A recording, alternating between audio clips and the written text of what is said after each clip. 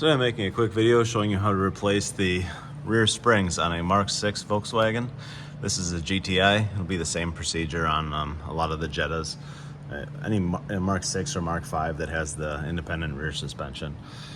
So this one actually has a level sensor on the rear, some of them don't. It's a lot to do with the headlight option on these, but I already tried to put a socket on these Torx bits and loosen them, but they are rusted and they feel like they're going to snap off in the control arm. So, you know, I'm in Michigan, so there's a lot of salt around here. So what I'm going to do is just kind of pry the ball socket off. This is not how these should be serviced typically, but it'll be fine. What I'll do after is put a little grease on that and clean this up a little bit with a little Brillo pad, and then stick it back on. So after you have that off, the other side won't have that. It's just on the one corner. You'll want to take a screw jack, if you're doing this on the floor, a floor jack, and stick it underneath this control arm and push up on it a little bit. You don't need to go crazy, especially on these, because the GTI has a little bit of a shorter spring on it. But you'll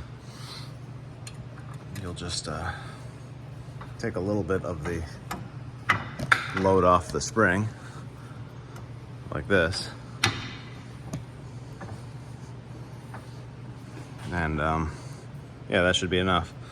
So I'm gonna get my impact to this 18mm socket, hold this nut on the back side here with a 18mm wrench, and zip this right out of here. All right, now with that bolt out, all I'm gonna do is slowly lower the screw jack down. Like I said, because these springs are a little bit shorter on this model, on the GTI, it's not as there's not that much tension on this, so it's not going to be too difficult, not too sketchy. Sometimes on a car with a longer spring, like a Tiguan or something like that, this will be loaded up a little bit harder, so it'll be a little more creepy. But now this whole arm can just be flexed down. Don't go crazy on it, because you can damage the inner bushing here, but it's best to not touch that if you don't have to, the inner bolt, you know, for the control arm, because you know that is a adjustment for your rear caster, so, or camber, sorry. So now all you have to do is just kind of pull up on this. The rubber insulator is still at the bottom. The upper one came off with the spring. You're going to remove that.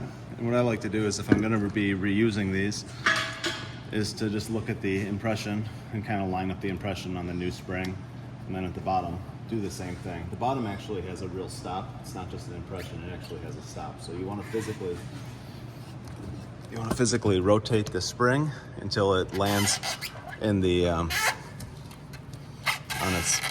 its little stop here.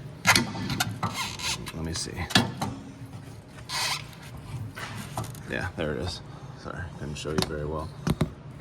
There it is. See that little stop? I just rotate it clockwise until it hit that. So now you can pretty much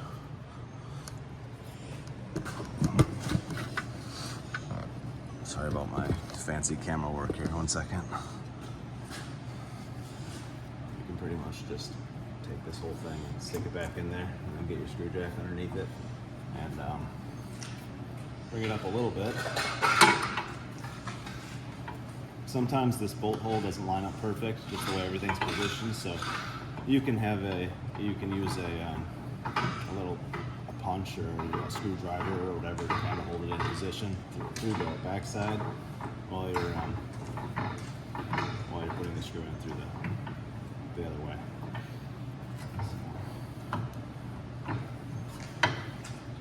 Get that up there until it lines up close. Now I'm going to kind of wiggle that around with the punch a little bit, or even just using my hand this way and pulling on the bottom of the shock here, and then just putting the bolt in.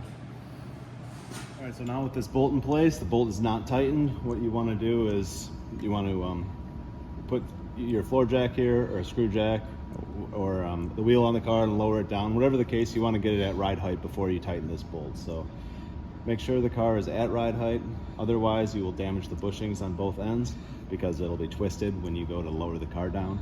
So get it at ride height, tighten this bolt up, and then attach your link back to the, you know, with the little ball socket that I was just showing you, and yeah, you should be good. So thanks for watching.